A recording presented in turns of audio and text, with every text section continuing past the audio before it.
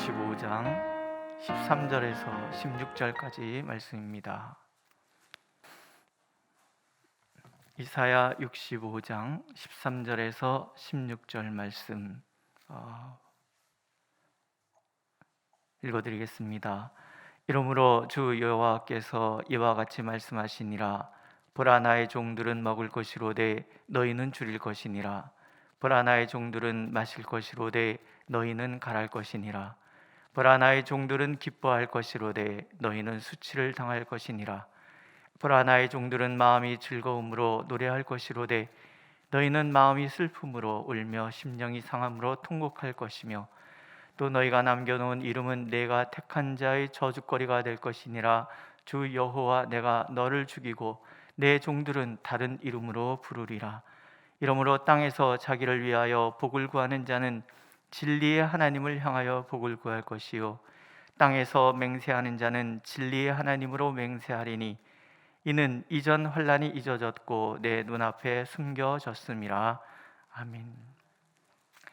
이사야 49장 에 보면 포로로 끌려온 이스라엘 백성들이 절망하여서 이렇게 탄식을 합니다. 여호와께서 나를 버리시며 주께서 나를 잊으셨도다. 그들의 그런 말에 대해서 하나님은 이렇게 답변을 해주십니다. 여인이 어찌 그 젖 먹는 자식을 잊겠으며 자기 태에서 난 아들을 긍휼히 여기지 않겠느냐. 그들은 혹시 잊을지라도 나는 너를 잊지 아니할 것이라. 내가 너를 내 손바닥에 새겼다. 어떤 느낌이 드십니까? 어느 어머니가 자기가 낳은 아이를 잊어버릴 수 있겠습니까? 요즘 물론 철없는 엄마들이 있어서 끔찍한 일이 일어나기도 하지만 하나님께서는 결코 우리를 잊지 않으신다고 말씀을 하시는 거죠. 잊을까 봐 손바닥에 이름을 새겨놓고 날마다 들여다보시는 거예요. 그 하나님이 우리의 하나님, 그렇게 결코 잊지도 않으시고 버리지도 않으시는 하나님에 대해서 이스라엘 백성에게 들려주고 계시는 거지요. 그러나 이러한 말씀을 알고 있음에도 불구하고 때로 우리 마음속에는 하나님이 나를 잊어버리신 것은 아닌가, 하나님께서 나를 버리신 것은 아닌가 하는 마음이 들 때도 있습니다. 너무나 힘들고 외로울 때 우리가 그런 마음을 갖게 됩니다. 무엇보다도 불의한 자들의 불의 때문에 억울하고 답답할 때, 또 그 어디에다 하소연할 데가 없을 때 이런 마음이 들기도 합니다. 성경은 그런 상황들을 땅끝이라는 말로 표현을 합니다. 땅끝, 하나님으로부터 가장 멀리 떨어져 있는 곳, 곧 하나님께서 나를 잊어버린 것 같고 나를 버린 것 같은 그런 고독과 슬픔의 자리, 그 자리에 서면 사람들 마음속에는 문득 하나님은 나를 잊으셨나? 하나님 나를 버리셨나? 이런 생각이 든단 말이죠. 안 그러십니까? 그런 우리에게 하나님께서 다짐하듯 말씀하고 계시는 거예요. 나는 너희를 잊지도 않고 버리지도 않는다. 그 말씀이 오늘 말씀이에요. 나를 떠난 자들, 나를 대적하고 나의 백성들을 억압하는 자들을 하나님은 배신자라고 규정을 하세요. 그들에 대해서도 하나님은 다짐하시고, 또 하나님을 사랑하고 하나님 편에 서 있는 사람들 하나님은 나의 종이라고 말씀하시거든요. 그들을 위해서 또 다짐을 하시는 거예요. 전자를 위해서는 심판의 다짐을 하시고 후자를 위해서는 축복을 다짐하고 계십니다. 둘로 나눠져 있잖아요. 하나님의 택하신 그 나의 종들은 늘 먹을 것이지만 하나님을 대적하는 자들은 줄일 것이에요. 하나님의 종들은 마실 것이지만 하나님을 배신하는 자들은 목이 마를 거예요. 하나님의 종들은 기뻐할 것이지만 하나님의 백성을 억압하는 악인들은 수치를 당할 것이라는 거예요. 하나님의 사람들은 마음이 즐거움으로 노래할 것이지만 하나님의 사람들을 억압하는 사람들은 마음이 슬픔으로 울며 심령이 상함으로 통곡할 것이라는 거예요. 하나님의 사람들에게는 다른 이름을 주실 것이지만 하나님의 백성을 억압하고 하나님을 거역하는 그들은 저주거리가 될 거라는 거죠. 하나님께서 우리에게 주신 새로운 이름들이 있잖아요. 나의 자녀라는 이름뿐만이 아니라 하나님 안에서 새로운 피조물이라는 새로운 이름을 우리에게 주신단 말이죠. 너무 대조적이잖아요. 무슨 얘기예요? 하나님의 공의는 때로 늦을 때가 있어요. 하나님이 무기력해서가 아니에요. 하나님의 선하신 계획 가운데 하나님의 선한 때가 있기 때문에 우리 입장에서는 때로 늦어 보일 때가 있어요. 그렇지만 하나님의 공의가 멈추는 적은 단 한 번도 없다라는 거예요. 세상은 불의한 자들, 하나님을 거부하는 자들이 득세하는 것 같아 보입니다. 우리가 보는 세상도 그렇지 않습니까? 악이 선을 지배하는 것 같아 보여요. 그러나 하나님은 우리가 반드시 기억하기를 원하시는 거예요. 하나님은 절대로 호락호락하신 분이 아니신 거예요. 대충 유야우야 넘어가시는 그런 하나님은 결코 아니라는 거예요. 하나님을 사랑하는 하나님의 종들을 위하여 하나님은 공의를 반드시 베푸실 거라는 거예요.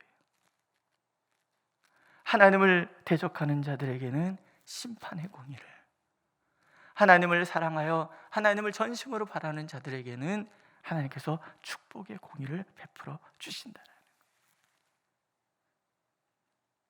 하나님의 공의로움은 사라지지 않습니다. 억울한 자들의 탄식하는 마음을 하나님께서는 외면하시는 법이 없으십니다.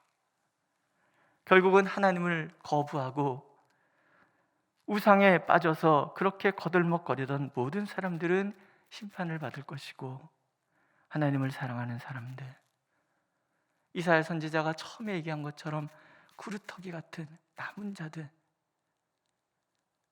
세상에서는 어쩌면 소외돼 보이는 것 같아 보이지만 그러나 하나님을 사랑하기 때문에 세상과 결코 타협할 수 없는 그 남은 사람들, 그들은 하나님께서 복으로 인도하실 것이다, 오늘 약속하고 계십니다. 마지막 절을 보세요.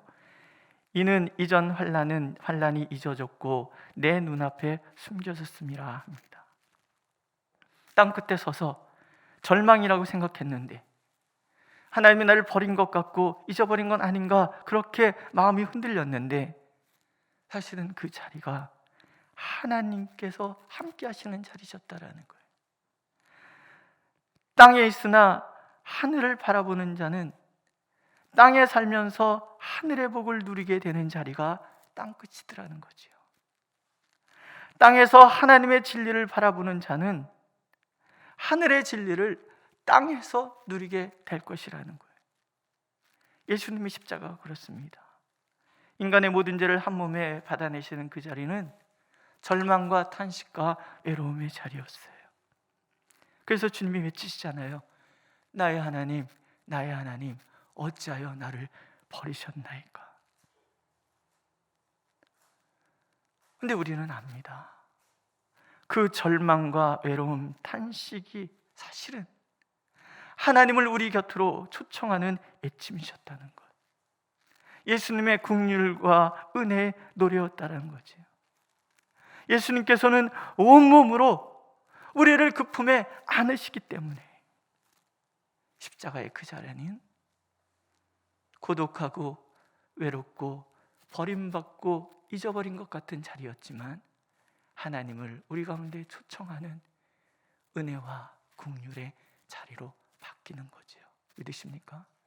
우리가 주님의 십자가를 바라본다면, 주님의 십자가를, 은혜를 바라본다면 오늘도 하나님께서는 외롭고 고독하고 힘든 땅끝과 같은 그 자리가 사실은 하나님이 임재하시고 땅에서 하늘을 사는 그런 축복의 자리임을 가르쳐 주실 것입니다. 그러므로 하나님께서는 때로 땅끝에 서서 하늘 저편 저 멀리에 하나님이 계신 게 아닌가 하염없이 바라보던 우리의 시선을 지금 여기 내 삶의 자리, 땅끝의 자리에 함께 하시는 하나님을 향하여 돌리라고 말씀하고 계십니다. 복의 복이 되신 하나님께서는, 진리의 진리 되신 하나님께서는 지금 땅끝을 걷고 있는 우리와 함께 하신다 말씀하십니다. 신방을 진행하면서 시편 17편의 말씀이 너무나 감격스러웠어요. 이런 말씀이 나옵니다. 주께 피하는 자들을 그 일어나 치는 자들에게서 오른손으로 구원하시는 주여, 주의 기이한 사랑을 나타내소서. 기이한 사랑이라는 말이 가슴에 찔리는 거예요. 너무 표현이 좋지 않습니까? 하나님의 사랑이 너무 기이하고 신비하다. 도대체 어떤 사랑을 받았길래 그런가 하고 달려왔어요. 이어지는 말씀이 이렇습니다. 눈동자같이 지키시고 주의 날개 그늘 아래 감추셔서 모든 대적에게서 벗어나게 하셨습니다. 이게 신비라는 거예요. 나를 눈동자같이 지키시는 하나님, 오늘도 나를 그 날개 그늘 아래 감추시는 하나님. 당연히 오늘 본문의 마지막 말씀처럼 이전 환난이 우리가 기억되는 것도 아니고 우리 눈앞에 어떤 환난도 보이지 않게 되도록 만들어 주시는 하나님이시다라는 거예요. 이보다 더 땅 끝에 서 있는 사람에게 위로가 되는 말씀이 있을까? 억울한 마음에 평강을 주는 말이 있을까? 이런 생각을 해봤습니다. 오늘 어떤 답답함이 있으십니까? 어떤 억울함이 있으십니까? 또 오늘 나는 어떤 두려움에 쌓여 있으십니까?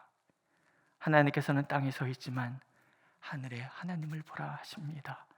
하늘을 물고 땅끝 나의 삶의 자리까지 찾아오시는 하나님을 보라 하십니다. 땅에서 하늘의 복을 누리도록 내 곁에 머물러 계신 하나님, 나를 눈동자같이 지키시고 그 날개 그날을 감추시기 위해서 오늘도 나와 함께 하시는 그 하나님을 바라보라 하십니다. 그러면 그 하나님을 통해서 참된 평화의 노래가 우리 입술 가득하게 되리라 하나님은 오늘 약속하고 계십니다. 기도하겠습니다. 오늘 땅끝에 서 있는 우리가 주님을 바라봅니다. 우리의 이 삶의 자리, 아슬아슬한 땅끝 이 자리에 하나님을 초청합니다. 오시옵소서. 우리를 만나주시고 우리의 삶의 자리에 함께하여 주시옵소서.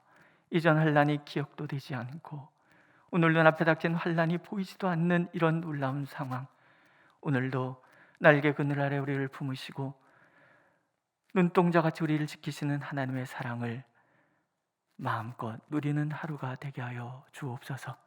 그래서 오늘 걸어가는 이 삶의 자리가 주님을 향한 평화의 노래로 가득하도록 우리를 축복하여 주옵소서. 예수님의 이름으로 기도드렸습니다. 아멘.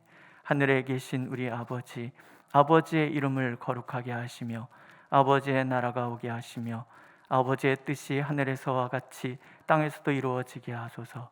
오늘 우리에게 일용할 양식을 주시고 우리가 우리에게 잘못한 사람을 용서하여 준 것 같이 우리 죄를 용서하여 주시고 우리를 시험에 빠지지 않게 하시고 악에서 구하소서. 나라와 권능과 영광이 영원히 아버지의 것입니다. 아멘.